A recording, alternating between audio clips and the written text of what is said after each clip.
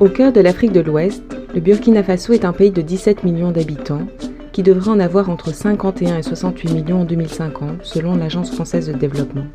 L'Afrique, qui a d'ores et déjà plus d'1 milliard d'habitants, en aura alors plus du double. Classé parmi les 10 pays les plus pauvres de la planète, le Burkina est aride ou semi-aride dans la majeure partie de son territoire. Bien que ses ressources naturelles soient très faibles, l'agriculture et l'élevage y occupent encore plus de 80% de la population active. Bien difficile dans ces conditions de nourrir une population qui croît trop vite, de fournir à tous de l'eau potable, des services de santé et d'éducation, tandis que le manque d'emploi pousse les jeunes à migrer vers la capitale Ouagadougou, les pays voisins voire l'étranger.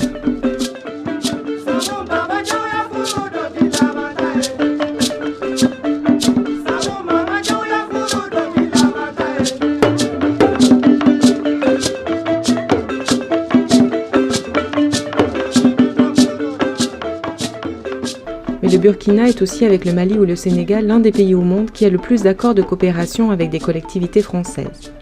Communes, départements, régions, mais aussi institutions et associations se sont mobilisés depuis des décennies, et avec plus ou moins de réussite, pour venir en aide aux populations locales.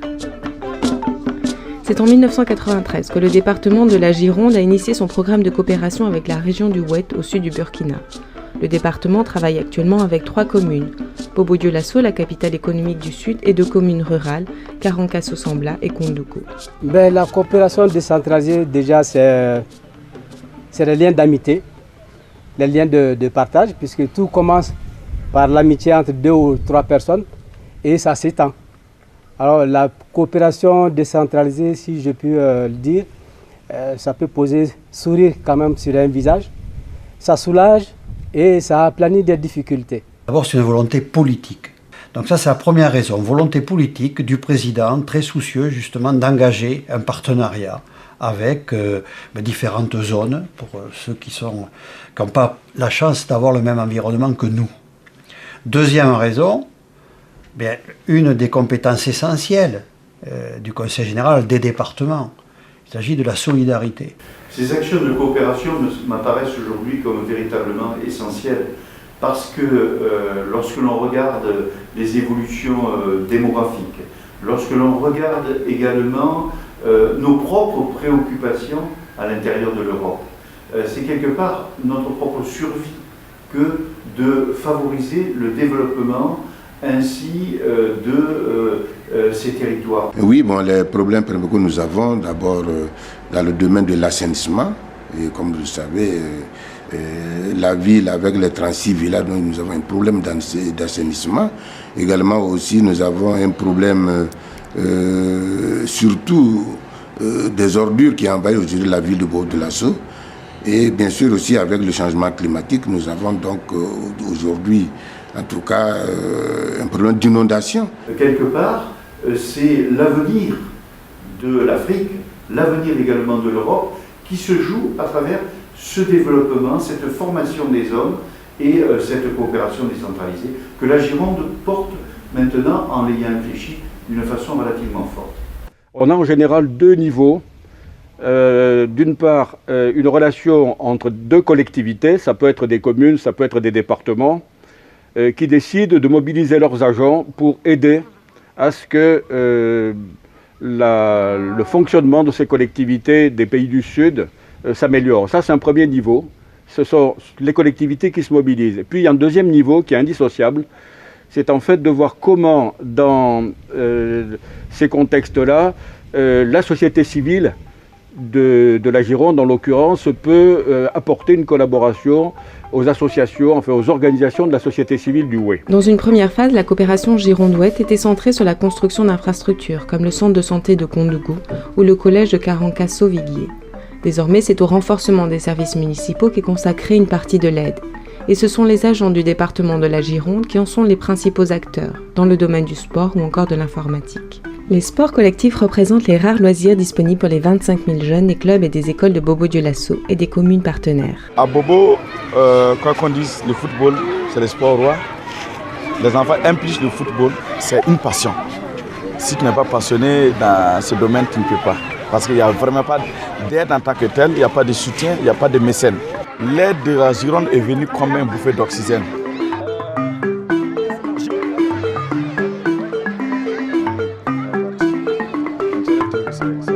savait qu'on pouvait apporter rapidement du matériel à Bobo et que du coup, si on structurait cette banque de prêts, ça pouvait apporter des prémices de solutions. La collaboration entre le service sport et le service informatique a permis la création d'une banque informatisée de prêts de matériel sportif, ouverte à toutes les écoles et à tous les clubs des communes. La banque de prêts est alimentée chaque année par le département et par une quinzaine de clubs sportifs de la Gironde.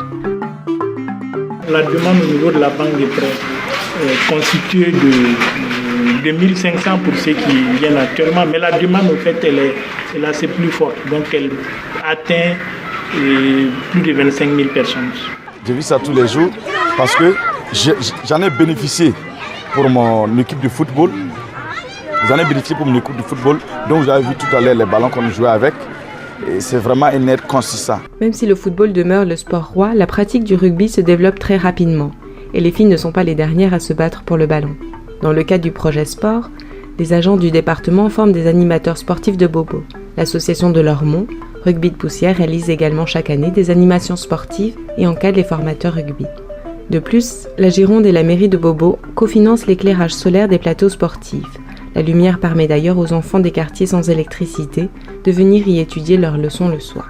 C'est vraiment dans une idée d'améliorer le cadre de vie de la population, d'apporter des dimensions éducatives qui peuvent être véhiculées par le sport, et puis parce qu'il y a quand même, ils participent au monde et qu'ils sont dans cette logique de compétition sportive et qu'ils ont envie de briller, de se faire connaître et d'exister, quoi.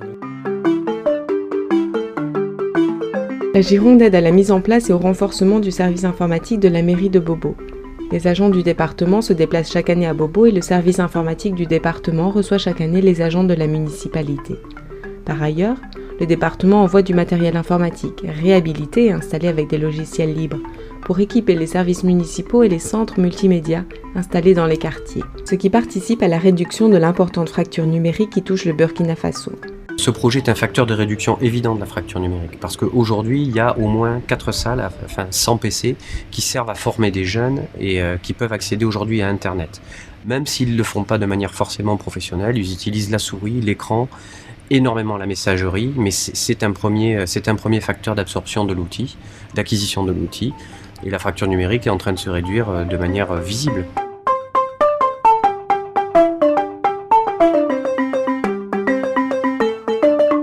La santé est l'un des défis majeurs que doit relever le pays. Le paludisme continue à faire des ravages, en particulier sur les enfants en bas âge. Mais il y a aussi les maladies liées à l'eau, à l'insalubrité ou à la malnutrition. À cela s'ajoutent les problèmes liés au manque de moyens de contraception. La première réalisation de la coopération girondine dans l'Oé a donc été la construction et l'équipement du centre de santé de la commune de Koundougo.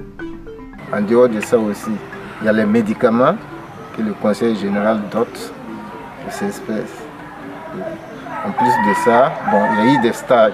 Il y a eu un stage, moi-même je suis parti faire un stage sur la prévention des ISC, la tuberculose à Bordeaux l'année passée, en 2012. La première action réalisée à Sourouko-Dingan a consisté à approvisionner le village en eau potable. On a donc contribué, avec l'aide du Conseil général, à faire un forage que nous avons équipé d'une pompe. On a pris ensuite un ancien forage que l'on a également équipé d'une pompe et le village est maintenant pourvu d'eau à provision, même hors période des pluies.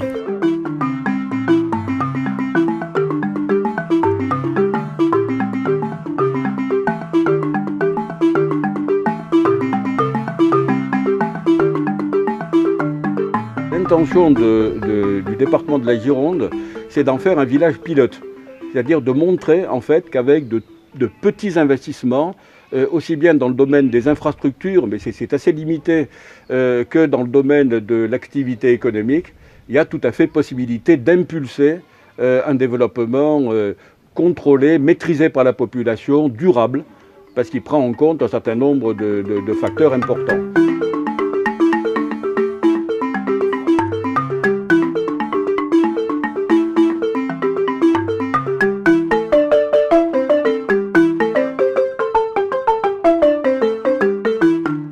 La coopération entre l'ADS, l'association de développement de Sourouko-Dingan, et l'association girondine Mamou Solidarité Partage couvre tous les aspects du développement local, des infrastructures à la formation, en passant par l'eau potable, la santé, l'éducation ou l'emploi.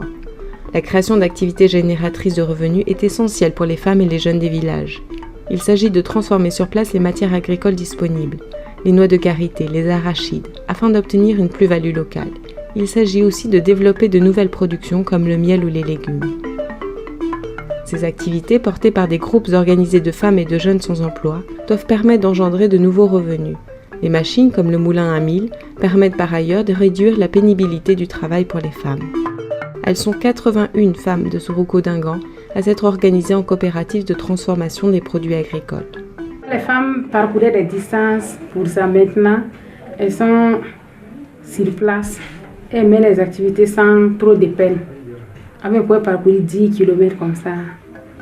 Maintenant, tout ça s'est réduit. La coopérative des jeunes producteurs de miel et la coopérative des femmes vont s'installer dans un nouveau centre polyvalent plus vaste et plus fonctionnel. Si on s'organise davantage et on leur donne plus de moyens, elles pourront faire mieux. Voilà. Et notre objectif, c'est vraiment un jour atteindre le stade de la transformation du beurre de karité dans les normes.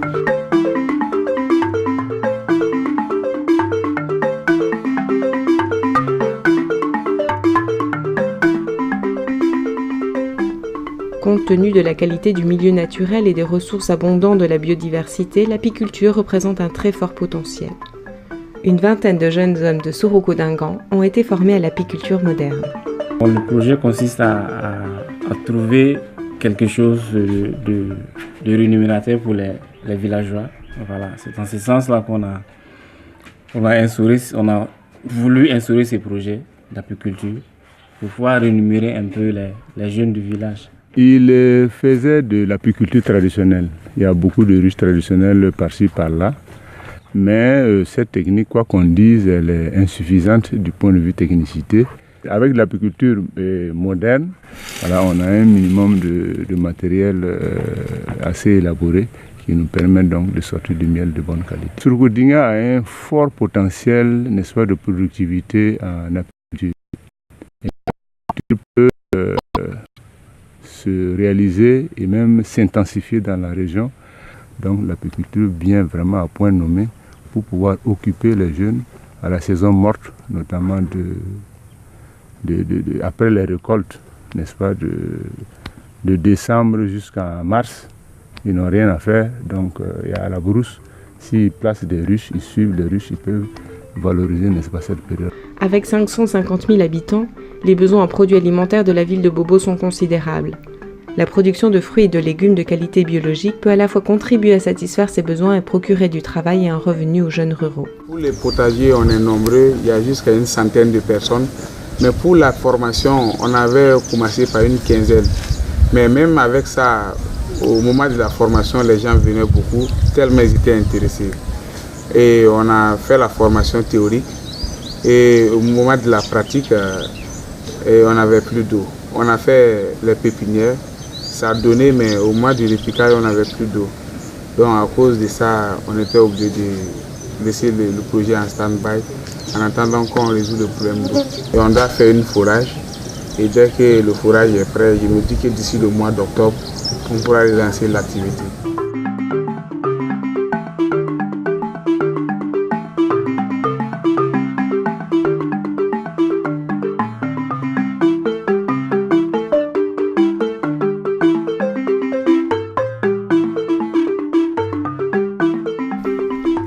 Avec un taux d'analphabétisme record, notamment chez les femmes, la question de l'éducation est centrale au Burkina Faso. Les écoles, quand il y en a, manquent de tout. À Suruko-Dingan, il existe une école depuis 1987, mais pas de logement pour les enseignants et leurs familles. Les infrastructures que vous voyez, vous avez vu la maison qui est derrière vous, ça fait office de logement du chef de l'instituteur. Ce ne sont pas vraiment, comment dirais-je, des infrastructures dignes de maintenir quelqu'un en place pendant toute une semaine. Tous les bâtiments construits avec l'aide de Mamou Solidarité Partage sont en matériaux locaux. La pierre tirée des carrières de Toussiana et surtout les briques de terre compactées, matériaux négligés jusqu'à présent, mais matériaux de l'avenir pour une construction à bas coût aux excellentes performances écologiques.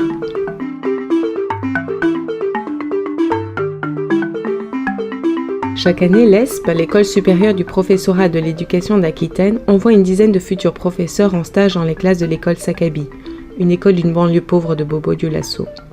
En complément, la Gironde appuie le projet d'autosuffisance alimentaire des 750 élèves de l'école. Le directeur de cette école modèle, devenue école d'application pour l'ESP, a pris à bras le corps la question de la sécurité alimentaire de ses élèves. Il produit dans son champ de quoi alimenter la cantine scolaire. Ce sont les élèves qui amènent tous les jours le bois pour la cuisson et ce sont les mères des familles qui, à tour de rôle et par équipe de 8, préparent le repas.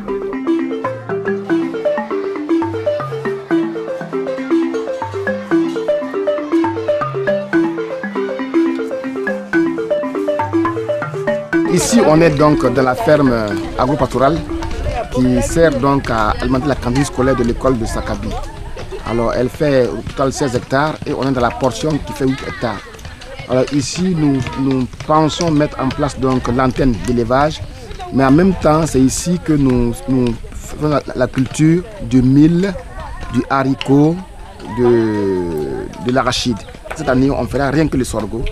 Et avec ce sorgho, nous pensons pouvoir nourrir donc les poussins qui, une fois grands, seront vendus pour acheter donc la céréale qu'il faut pour la cantine scolaire.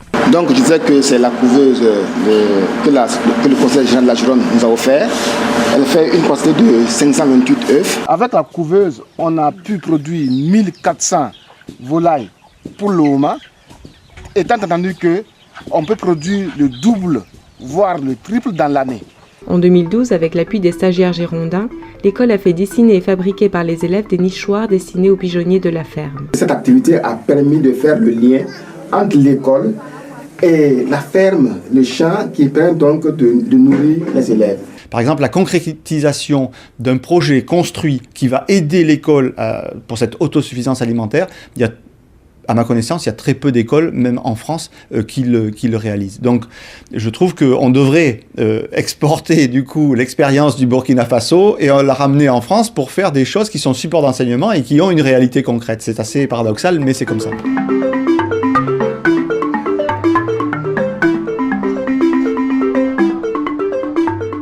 Mais ce qui est important, c'est que quand ils viennent ici, ils sont surpris d'apprendre pas mal de choses sur les rapports humains, la valeur qu'on a de l'autre, le comportement, la chaleur. Disons que faire classe avec un effectif qui varie entre 90 et 145, c'est vraiment des conditions particulières. Alors évidemment, les Burkinabés parlent de pédagogie de grands groupes. Bon, nous, on ne parle pas de pédagogie de grands groupes. On ne sait pas ce que c'est, on ne sait pas à quoi ça correspond. Et nous, c'est une grande richesse parce que c'est une des conditions de travail particulières pour nos étudiants. C'est pas qu'on veut absolument qu'ils relativisent les conditions d'enseignement en France, mais c'est aussi pour leur faire prendre conscience de réalités importantes, humaines, et dans leur métier. Et ça, c'est très très intéressant pour nous. À Bobo-Dioulasso, plus de 200 associations organisées en collectif se sont mobilisées pour créer en 2000 un espace d'animation socio-culturelle, l'espace Rencontre Jeunesse de Dafra, soutenu par la Gironde depuis sa création. Dans ce lieu, les jeunes peuvent participer à des activités culturelles, sportives, d'éducation environnementale, ou encore utiliser la bibliothèque ou le centre multimédia. Le succès est réel. Ce ne sont pas moins de 700 jeunes par jour de tout âge qui fréquentent le centre. Cet espace a accueilli les formations des 40 animateurs socioculturels réalisées par l'association girondine Val 33. Donc la première formation était une formation diplômante d'un diplôme français en 3 étapes, un stage théorique là-bas à Bobo, un stage pratique dans nos séjours ici en France et un stage de perfectionnement là-bas sur place. Et donc il y a 16 jeunes qui sont diplômés d'un diplôme français. Et en même temps, dans cette même dynamique, le collectif a réfléchi pour voir est-ce qu'au niveau local, on ne peut pas avoir un diplôme qui équivaut au BAFA. C'est ça qui a eu la naissance du CAFA. Les questions de l'accès à l'eau potable et de l'assainissement sont cruciales au Burkina Faso, en particulier en milieu rural. 6 collectivités françaises ont un programme de coopération décentralisé avec des communes du Houé. L'AIMF, l'Association internationale des maires francophones, le département de la Gironde, les villes de Saint-Étienne et de Châlons en Champagne ont décidé avec l'appui des agences de l'eau de développer un projet en 3 dimensions, renforcement des capacités, accès à l'eau, assainissement. On n'a pas de l'eau potable à avoir. Alors comment vous faites? Bon, c'est lorsque la saison pluvieuse s'installe comme ça, c'est l'eau de pluie Et puis le seul fourrage que le village, ça approvisionne le village, ce seul fourrage aussi, bon, l'eau là n'est pas en quantité suffisante pour pouvoir approvisionner toute la population. Voilà, on se débrouille, on n'a pas le choix. C'est un puits traditionnel, vous le voyez. Bon, en saison hivernale comme ça, si avec ce cours de la scie et la pluie, il y a des ordures qui sont venus remplir ce puits là, on les laisse comme ça. En saison sèche, lorsque les gens vont vouloir faire des constructions, on enlève. Lorsque tous les ordures là sont enlevés dedans là, les gens commencent à boire. Bon, ça on n'appelle pas de l'eau potable.